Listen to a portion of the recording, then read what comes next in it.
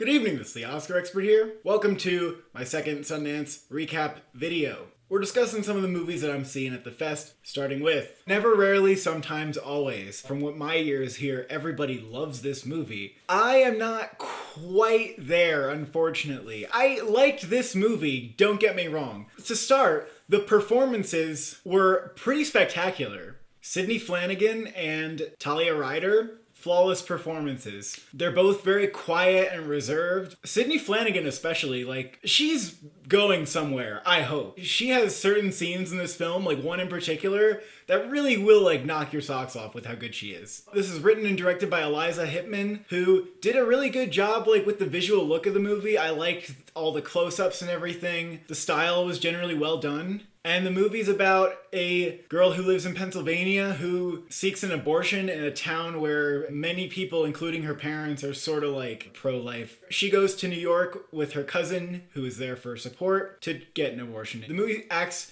to expose all the overly complex laws around abortion, and the way that we stigmatize it are all important factors in this movie that are handled really well. My issue with the movie, to me, it felt a little one note. It was sad. It was kind of distressing.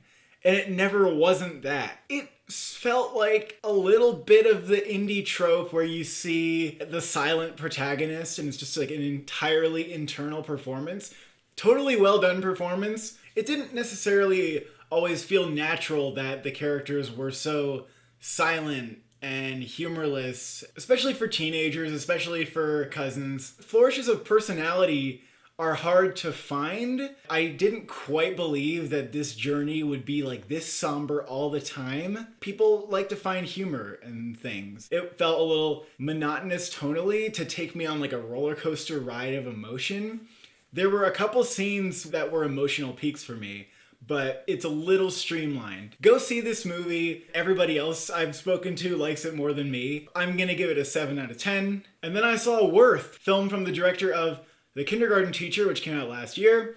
This stars Michael Keaton as a lawyer who, after 9/11, is assigned to give the victims financial compensations. This movie explores the questions around how much are people worth? Can you put a number on somebody's loss or the person who is gone? Obviously, that is not an easy task. And this movie could have been super one-dimensional. It could have been a lawyer who's oh, everything's about the numbers. And then it's no, but it's about the emotion. These are the two sides of the debate, but what makes this movie work is that they're both really well-intentioned sides, and you can see why Michael Keaton's character might feel that he needs to abide by a very legal sort of equation to determine how much money to give to each individual. You see why he thinks that this might genuinely be what's best for the people that he's serving.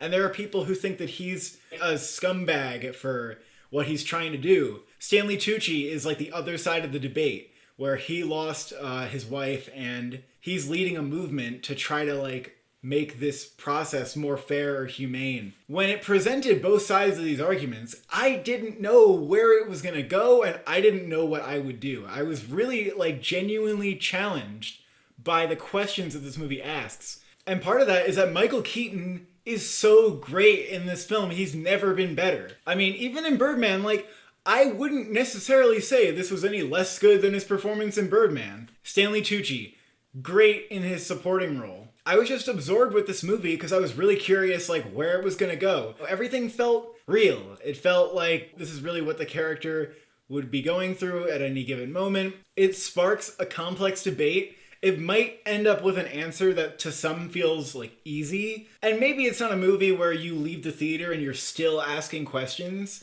but it felt like the right ending. It was really well done. It surprised me in parts, and I will give it an 8 out of 10. I also saw the movie Herself, directed by Felita Lloyd, who did Mamma Mia and The Iron Lady. So sort of interesting that she's got a slot at Sundance here. It definitely has qualities of studio entertainment in that it's a crowd pleaser, but it's a little more emotionally heavy. It's a movie about a mother who decides to escape from her abusive husband and build a house for her and her children to be self-reliant. This movie stars and is written by Claire Dunn, who carries this movie. I didn't know that she wrote it before going in, but I wonder like how personal this story is to her, because it feels like it really could be. I mean, not necessarily like a true story, but coming from like a really real place. The lead performance from Claire Dunn is fantastic. She goes through a lot in this movie. The way that the children behaved always felt realistic. So refreshing to see